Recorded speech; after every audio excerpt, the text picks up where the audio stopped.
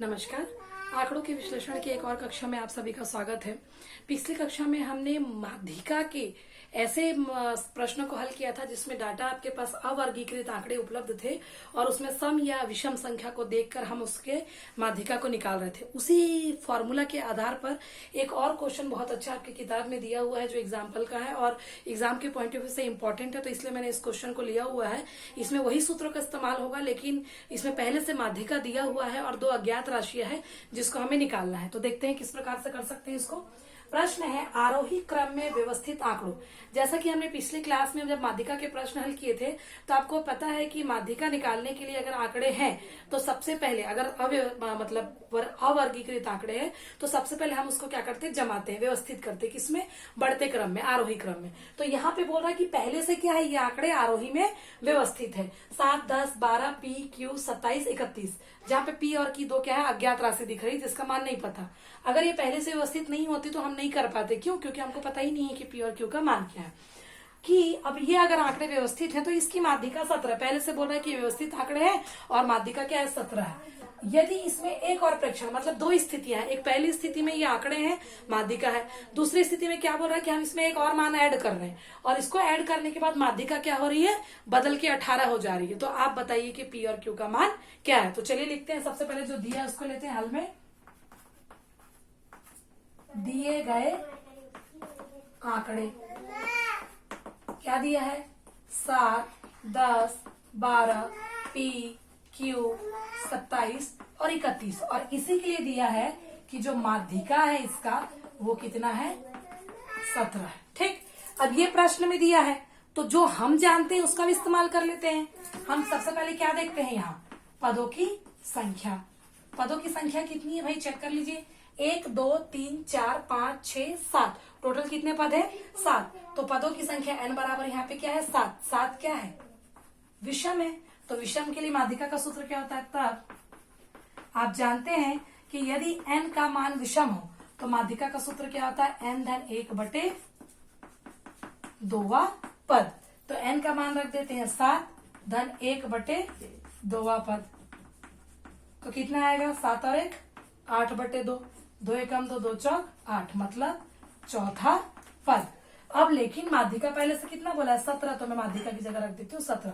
तो 17 बराबर क्या आ गया, चौथा पद।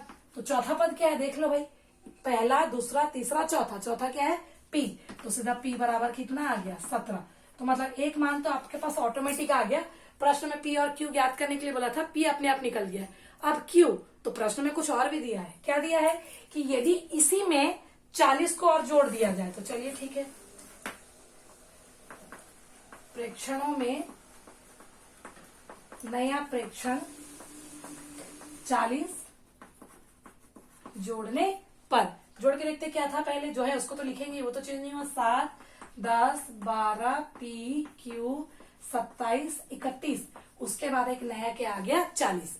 40 का मतलब उसको शामिल करना, जोड़ने का मतलब नहीं कि हम टोटल करेंगे। 1, 2, 3, 4, 5, 6, 7, 8 है ना। और तब बोल रहा है कि जो प्रश्न में माध्यिका कितनी है, 18। तो सीधा लिख लेते हैं जो है 18। अब ये बोल रहा है 18, तो हम माध्यिका का सूत्र लगा के देख लें। तब उसके लिए हमको क्या चाहिए, यहाँ n बराबर, अब क्योंकि 40 ऐड हो गया है तो n का मान बदल गया, वहां 7 था, एक पद और आ गया तो क्या हो गया, 8। अब 8 क्या है, जो कि सम है, और सम संख्या के लिए माध्यिका का सूत्र थोड़ा सा अलग है। क्या होता है, माध्यिका बराबर आपका होता है n/2 पद धन n/2 धन 1वां पद और इसका औसत। तो n/2 मतलब 8/2, तो 8/2 मतलब कितना, 2 चौक 8। तो डायरेक्ट में लिख देती हूँ चौथा पद, और उसके बाद वाला मतलब 4 धन 1 5वां पद, 5वां पद बटे 2। और माध्यिका कितनी बोली है, 18। यहां तक आ गया होगा 18। चौथा पद, चौथा पद क्या, पहला, दूसरा, तीसरा, चौथा, पी। 5वां पद क्या है, क्यू बटे में 2। हल कर लेते हैं, तिरे गुणा कर दीजिए, 18 दूनी 36 बराबर पी धन क्यू, या मैं इसको ऐसा लिख सकती हूँ, पी धन क्यू बराबर 36। अब देखिए पी का मान आपने पहले से निकाला है, मैं यहाँ रख सकती हूँ, तो कितना आ जाएगा, 17 धन क्यू बराबर 36, तब क्यू बराबर 36 × 17, पक्षांतर के उधर जाएगा तो कितना आ गया आपका ये 16 में से 7 गया 9 बाकी और 2 में से 1 गया 1, तो Q का मान कितना आ गया 19। ठीक है, तो समझ में आ गया होगा। प्रश्न क्या था कि एक दिया हुआ व्यवस्थित आंकड़ा और माध्यिका बता दिया, तो मैंने व्यवस्थित आंकड़ा लिख लिया, माध्यिका लिख लिया। अब अपने हिसाब से माध्यिका देख लेते भाई, n अगर विषम में 7 तो 8वां मतलब 7-1/2 मतलब चौथा पद माध्यिका होना चाहिए। चौथा पद P था, P प्रश्न में बोला माध्यिका 17 तो P का मान निकला 17। फिर बोल रहा है कि इसी में हम एक और डाल रहे हैं 40, और जैसे ही इसको डालते हैं तो माध्यिका बदल के कितना हो जाता है 18। ठीक है, तो हम भी देख लेते हैं भाई कि माध्यिका कितना आएगा, n बराबर 8। अब सम है तो सम संख्या के लिए माध्यिका का सूत्र n/2 8/2 यानी कि 4। चौथा पद n/2 धन 1, n/2 4 और धन 1 बोलने से 5 पद, तो 5वां पद बटे 2, तो चौथा पद धन 5वां पद आ गया बटे 2। चौथा पद क्या है आपका P, 5वां पद क्या है आपका Q, तो क्या आ गया P धन Q बटे 2। त्रिगुणा कर दीजिए, 36 आ गया। P का मान पहले से पता था, हमने रख दिया, पक्षांतर किया तो Q का मान आया 19। तो ये क्वेश्चन भी बहुत अच्छा है, इंपॉर्टेंट है, इस क्वेश्चन को भी देखिए। और भी बाकी क्वेश्चन आपके पास कहीं से अवेलेबल है तो उसको भी हल करिए।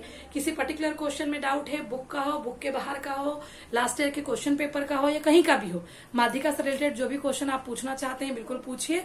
अगर आपको समझ में आता है तो अच्छी बात है, नहीं समझ में आया तो हम कल की क्लास में भी माध्यिका को ही कंटिन्यू करेंगे। और इसके बाद एक और टाइप का अपने को पढ़ना है माध्यिका में ही कि अगर वर्ग अंतराल है तो माध्यिका किस प्रकार से। तो 2 ही टाइप के अपने को माध्यिका में प्रश्न मिलते हैं ज्यादातर, एक अवर्गीकृत आंकड़े वाले जो इससे रिलेटेड थे, और एक जो है अगर वर्ग अंतराल दिया है, अगर वर्गीकृत आंकड़े हैं तो हम माध्यिका को किस प्रकार निकालेंगे। तो उसका जस्ट नेक्स्ट वीडियो में आपको वो वीडियो मिल जाएगा, और दोनों को ही आप देख लीजिएगा। उसके बाद माध्यिका में जो भी समस्या है वो आप मेरे सामने रखिए, तो फिर जो भी प्रॉब्लम होगा हम उसको सॉल्व करने की पूरी कोशिश करेंगे। आज के लिए इतना ही, थैंक यू।